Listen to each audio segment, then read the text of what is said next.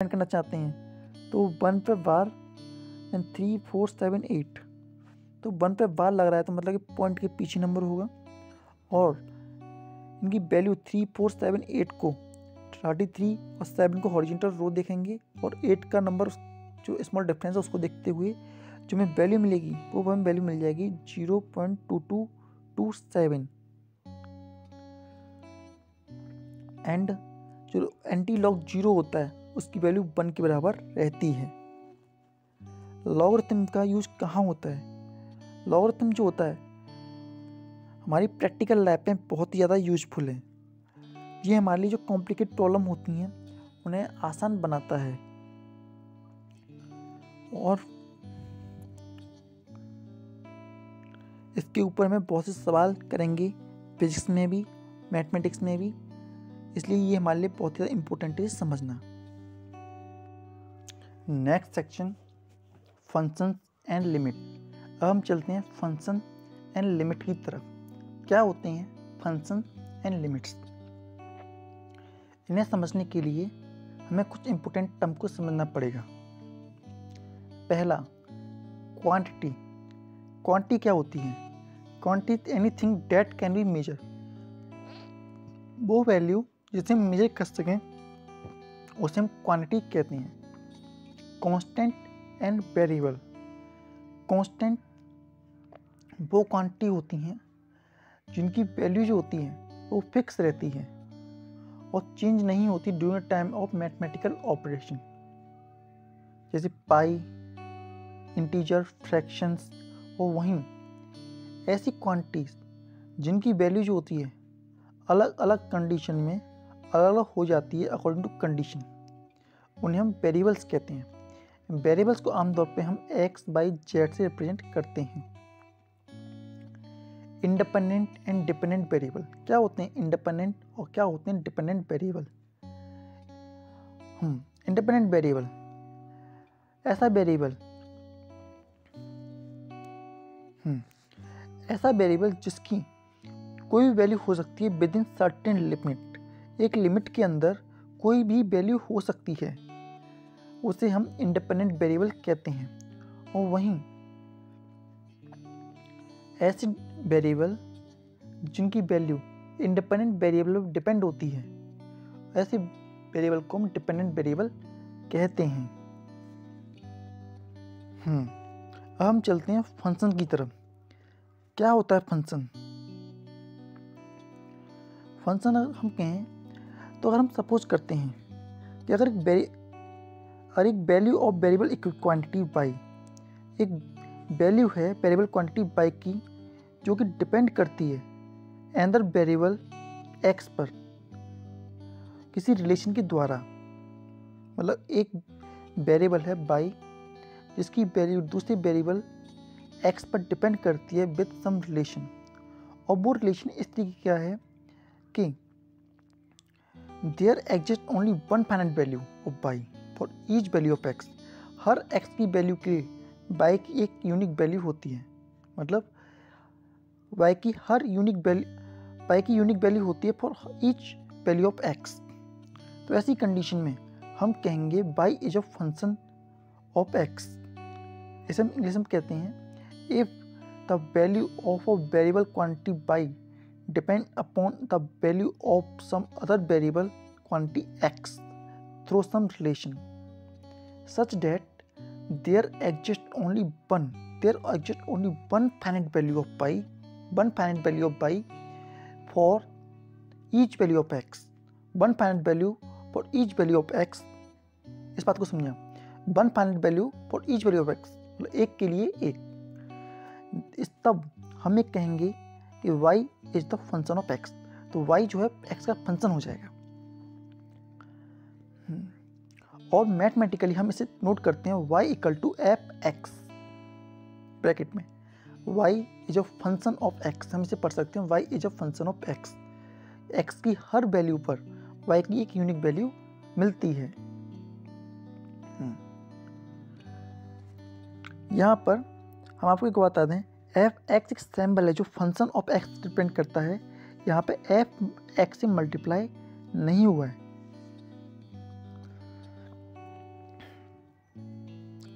Type of elementary functions, function कितने की होती हैं फिजिक्स में, जो हमें जनरली फंक्शन आने वाली हैं उन्हें हम देख लेते हैं।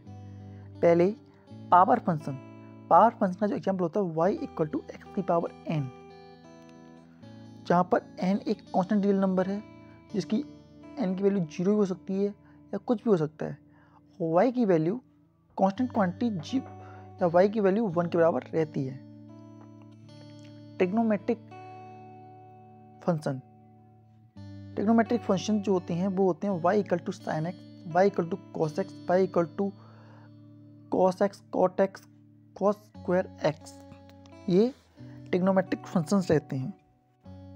एक्सपोनेंशियल फंक्शन, एक्सपोनेंशियल फंक्शन का एग्जाम्पल होता है y equal to A X where A is a positive number called the base of the number.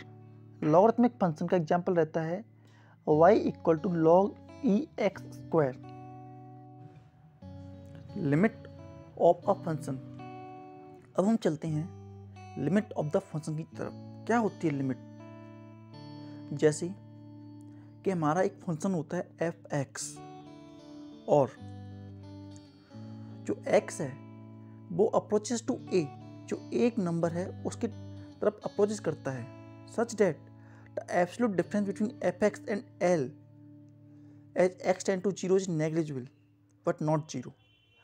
कुछ इस तरीके से कि जो fx है जब उसकी वैल्यू हम a रखते हैं तो उसमें जो डिफरेंस आता है लिमिट में बहुत ही कम होता है, लेकिन 0 नहीं होता।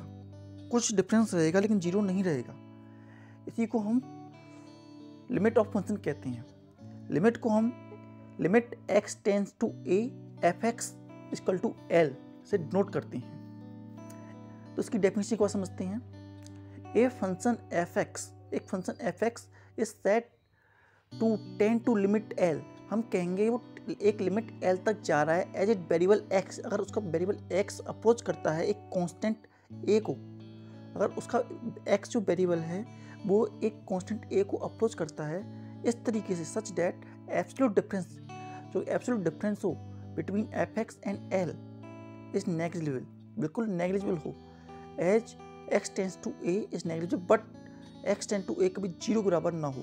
और इस पूरी की पूरी इंफॉर्मेशन को हम रिप्रेजेंट करते हैं LT x tends to 0 fx equal to l। तो limit x tends to a fx equal to l। इसे समझने के लिए हम एक एग्जांपल लेते हैं। जैसे हम लेते हैं y is a function of fx और fx जो है वो बराबर है x cube minus 8 upon x minus 2। अब हम इसमें देखते हैं कि अगर डायरेक्टली हम 2 की वैल्यू पुट कर दें तो ऊपर और नीचे डायरेक्टली वैल्यू पुट करने पर 0 आता है and can not be defined, और उसे हम डिफाइन नहीं कर सकते। लेकिन for all value of x close to 2 और less than 2 the function tend to show 12। लेकिन जितनी भी वैल्यू आती हैं क्लोज मतलब 2 से कम या 2 से ज़्यादा उसके और पास में सभी जो वैल्यू होती है 12 को शो करती हैं। हमने देखा x की जगह 1.98 एंड 1.99 रख करके, तो हमने देखा 11.88 एंड 11.99 वैल्यू आती है जो कि बराबर 12 के पास आती है। और उसी तरीके से हमने जब x की वैल्यू 2.01 एंड 2.02 रखी तो हमें वैल्यू मिलती है 12.12 जो कि तकरीबन इक्वल या बराबर हैं। तो हम कह सकते हैं for all value of x close to but not exactly to, मतलब कि जितनी वैल्यू आ रही हैं जो x के बराबर हैं, मतलब कि दो के बहुत ज़्यादा पास हैं लेकिन बराबर नहीं है, दो के एग्जैक्टली 2 नहीं है लेकिन 2 के बराबर पे ही हैं। तो ऐसी कंडीशन में जो हमें वैल्यू मिलती है अप्रॉक्सीमेटली 2 मिलती है। तो इसे देख करके हम कह सकते हैं limit x tends to 2 fx equal to 12। fx जो है हमारा वो है x cube minus 8 x minus 2, तो इसीलिए हम इसे ऐसे भी लिख सकते हैं limit x tends to 2 x cube minus 8 x minus 2 equal to 12। कुछ इंपॉर्टेंट रिजल्ट जो कि हमें हमारी लिमिट्स पर मिले हैं जिसे हम फिजिक्स में यूज करते हैं। पहला, limit x limit theta tend to 0 और थीटा एंगल है, उसकी लिमिट जो है 0 तक जाती है, limit theta tend to 0 sine theta. तो ऐसी कंडीशन में, साइन थीटा की कंडीशन में थीटा वैल्यू आएगी रेडियन में। इसी तरीके से limit x tend to 0 limit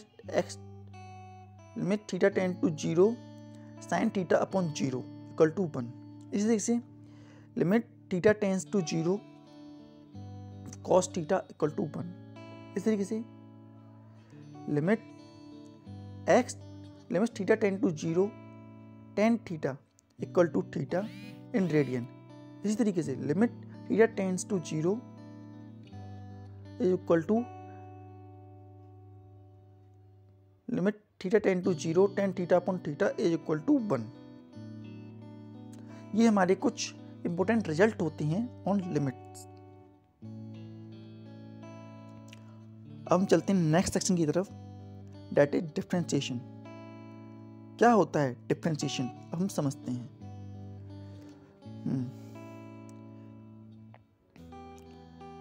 differentiation is the instantaneous rate of change of one variable to another variable.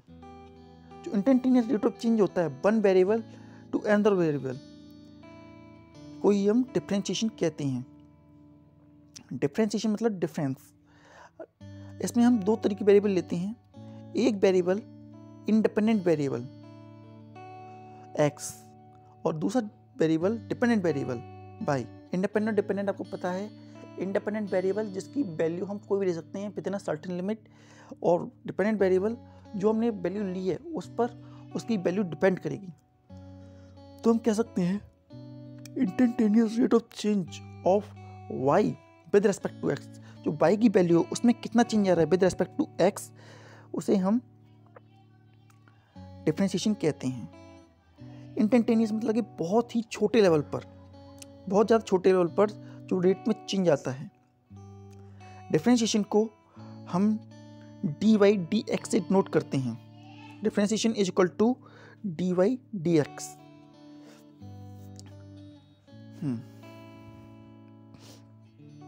अब देखिए, अगर हम वैल्यू कैसे निकली है, dy dx कैसे फाइंड आउट हुआ, अब जरा हमें इसे भी देख लेना चाहिए एक बार। इसके लिए हम एक फंक्शन लेते हैं y with the function of x। y एक फंक्शन है x का जहाँ पे x इंडिपेंडेंट है और y डिपेंडेंट है। तो हम इसे y इक्वल टू f(x) लिखते हैं। हमने आपको बताया x इंडिपेंडेंट था, y डिपेंडेंट था, इसलिए y changing the value of x, the value of y also get change. मतलब जैसे जैसे y की वैल्यू, x की वैल्यू चेंज होगी, y की वैल्यू में भी चेंज आएगा। हम ये मान के चलते हैं कि एक स्मॉल अमाउंट ऑफ इंक्रीजमेंट हुआ है x की वैल्यू में, delta x call increment in x। Increment हुआ है x में और x में इंक्रीमेंट हुआ है, तो y में भी इंक्रीमेंट देखने को मिलेगा। Increment in x try to increment in y, delta y। तो अब हमने उसे लिखा y plus delta y equal to F x plus delta x। इसके बाद हमने डेल्टा y को निकाला। डेल्टा y कितना होगा, जो हमारा डेल्टा y होगा वो बराबर होगा y plus delta y minus pi के। जब हम y plus delta y minus pi करेंगे तो हमें डेल्टा y मिल जाएगा। तो जब हमने ऐसा किया तो देखिए क्या होता है।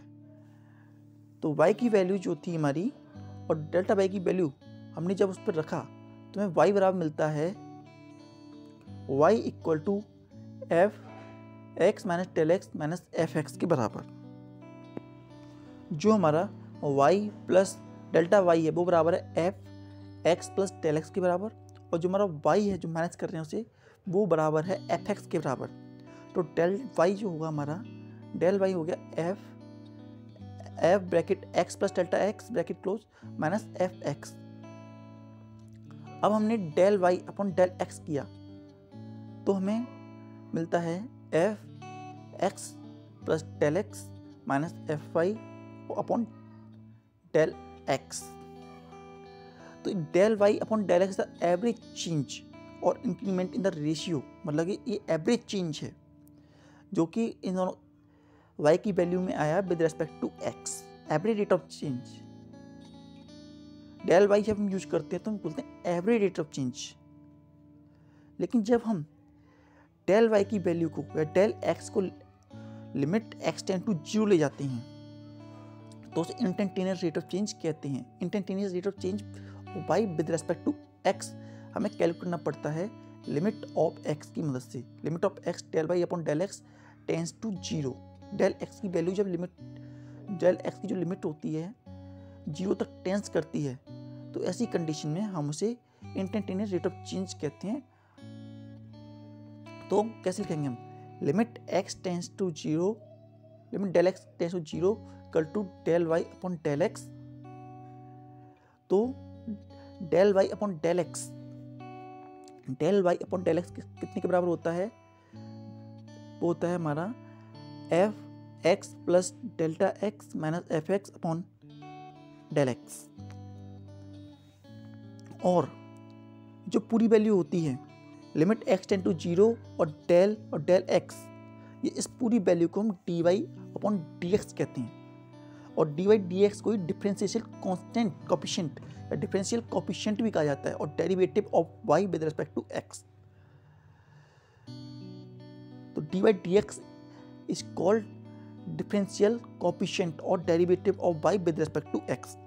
तो हम limit x tend to 0 del y del x को शॉर्ट फॉर्म में डी वाई डी एक्स लिख सकते हैं। D y d x equal to limit x tend to 0 f x plus del x minus f x upon del x. एक और बात, the symbol d y d x should not taken as quotient of d y and d x. Quotient की तरह नहीं ले सकते इसको। And symbol d upon d x represent rate of change with respect to x. D y d x जो rate of change of one variable with respect to another variable represent करता है। Physical example of differential coefficient as rate of measurement, मतलब कि physical example लिखते हुए चलते हैं differential coefficient के, जो कि हमें मेजरमेंट में यूजफुल रहते हैं। इसमें हम यूज़ करते हैं इंस्टेंटेनियस स्पीड निकालने के लिए। तो इंस्टेंटेनियस स्पीड क्या होती है, इंस्टेंटेनियस स्पीड में हम दो चीज़ लेते हैं, जहाँ पर हमारा एस डिस्टेंस होता है और टी टाइम टेकन होता है, और वी हमारी वेलोसिटी होती है। तो हम इसे कैसे बोलेंगे, instantaneous speed of body v is the rate of change of distance with respect to time. मतलब rate of change of distance with respect to time, मतलब वेलोसिटी जो होती है रेट ऑफ चेंज होता है विद रेस्पेक्ट टू टाइम। अगर हमसे average rate of change बनाएंगे तो del x upon del t बोलेंगे, del s upon del t. लेकिन वहीं अगर हम इंस्टेंटेनियस निकालना चाहते हैं तो limit t delta t tends to 0 del s upon del t, जो कि d s upon d t के बराबर हो जाता है। इनको हमें याद करना पड़ेगा क्योंकि ये हमारे बहुत काम आएंगे। इस तरीके से instantaneous rate of change of velocity with respect to time is called acceleration. अगर हम एवरेज में निकालते हैं, मतलब average rate of change del t del v upon del t होता है। जो एक्सेलरेशन होता है average rate of change del v upon del t होता है। लेकिन जो इंस्टेंटेनियस निकालते हैं तो limit del t tends to 0 del v upon del t equal to d v upon d t के बराबर हो जाता है। और d v upon d t को जब हम डबल डिफरेंशिएशन करते हैं तो d square s upon d t का होल स्क्वायर। तो हम कह सकते हैं acceleration is a double differentiation of distance with respect to time. जब डबल डिफरेंशिएशन किया जाता है डिस्टेंस का विद रेस्पेक्ट टू टाइम तो हमें एक्सेलरेशन मिलता है। इसी तरीके से तो force is equal to rate of change of linear momentum with time. जब हम लीनियर मोमेंटम का रेट ऑफ चेंज करते हैं विद रेस्पेक्ट टू टाइम तो हमें फोर्स मिलती है। कुछ फंडामेंटल फॉर्मूलाज जो डिफरेंशिएशन में हम यूज करते हैं उन्हें भी देखते चलते हैं। अगर एक कांस्टेंट का हम डिफरेंशिएट करते हैं तो differentiation of C D X, मतलब कि सी हमने कोई कांस्टेंट लिया है, उसका डिफरेंशिएशन किया डी अपॉन डी एक्स सी, तो वो मिलता है हमें 0 के बराबर। अगर हमारे जो y है, y की वैल्यू सी एक्स के बराबर है, वेयर सी एक कांस्टेंट, तो ऐसी कंडीशन में differentiation of y with respect to x equal to d upon d x c x, तो इसमें केवल हमें c की वैल्यू मिलेगी। इसी तरीके से डिफरेंशिएशन ऑफ y, अगर हमारे पास कोई नंबर दे रखा है y equal to c u, where c constant है और u एक फंक्शन है जो कि x का एक फंक्शन है, तो ऐसी कंडीशन में d by d x equal to d upon d x c u, इसमें c कांस्टेंट बाहर आ जाएगा और differentiation of d u upon d x के बराबर हो जाएगा हमारा d y upon d x. इसी तरीके से अगर पावर में है कोई फंक्शन है y इक्वल टू एक्स की power n, where n is a real number, तो ऐसी करने differentiation of y with respect to x equal to n x n माइनस 1 के बराबर होगा।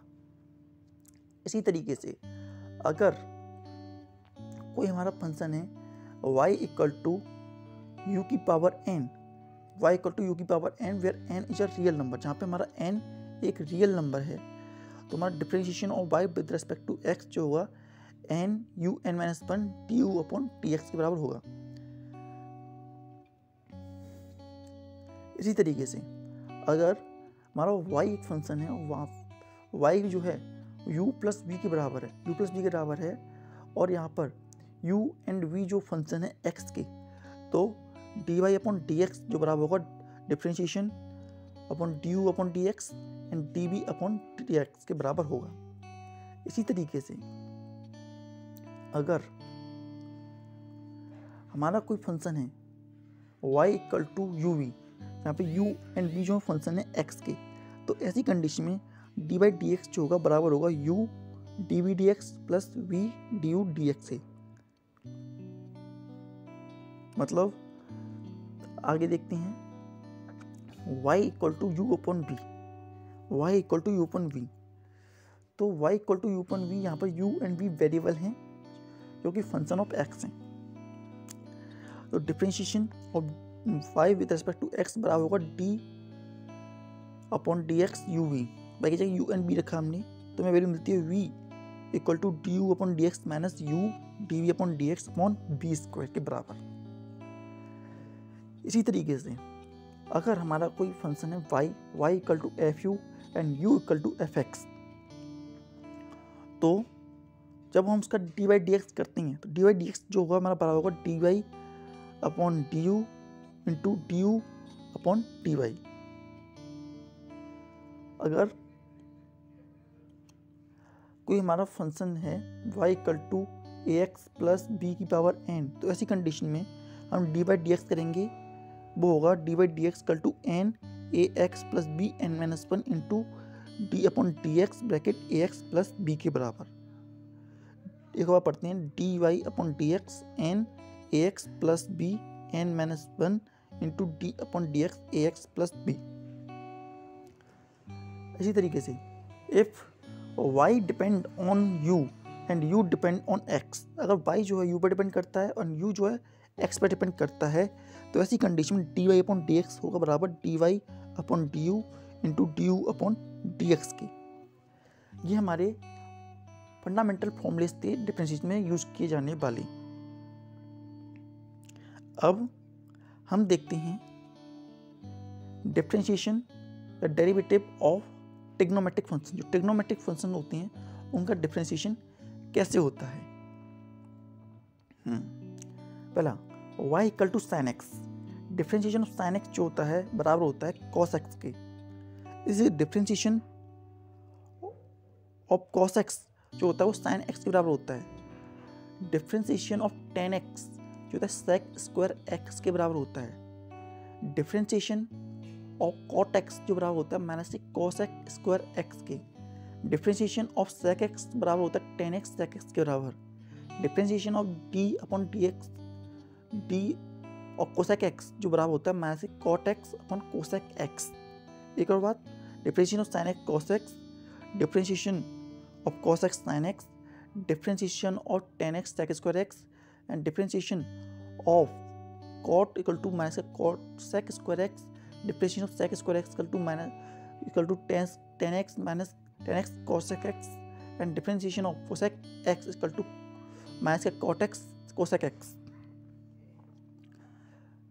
अब differentiation of logarithm and exponential function, logarithmic and exponential function जो होते हैं उनका डेरिवेटिव कैसे निकलता है, अब ये देखते हैं।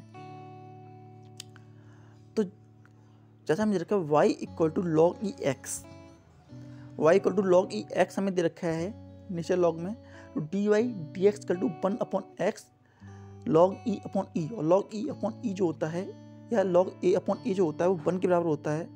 तो हमारा जो वैल्यू निकल के आती है differentiation of log E x equal to 1 upon x. Now y equal to log e u, तो हमें डी बाई डी एक्स मिलता है 1 upon u d u upon d x के, differentiation of log e u equal to 1 upon u upon d u upon d x. इसी तरीके से y e x y epsilon x, तो differentiation of d by d x जो होता है वो होता है ई एक्स लॉग ई अपॉन ई, लॉग ई, तो लॉग ई और ई जो 1 के बराबर होता है, तो differentiation of e x e की power x equal to e x, and differentiation of e की power a x equal to a e की पावर ए एक्स। ये हमारे कुछ फॉर्मूलेस होते हैं जिनमें हम आपको क्वेश्चन भी बहुत सारे कराएंगे क्लासेस में, अभी हमने केवल आपको फॉर्मूलेस बताए हैं। सेकंड डिफरेंशिएशन ऑफ एक्स क्या होता है, second differentiation of y with respect to x को हम डिनोट करते हैं d का square y and dx square. मतलब कि अगर हमने डी बाई डी एक्स किया है, डी बाई डी एक्स का फिर हम एक और बार डिफरेंशिएशन कर दें तो हम उसे कहते हैं डबल डिफरेंशिएशन। डिफरेंशिएशन का डिफरेंशिएशन ही डबल डिफरेंशिएशन कहलाता है। Next section integration. अब हम चलते हैं इंटीग्रेशन की तरफ। व्हाट इंटीग्रेशन, क्या होता है इंटीग्रेशन? इंटीग्रेशन जो होता है रिवर्स प्रोसेस होती है डिफरेंशिएशन की।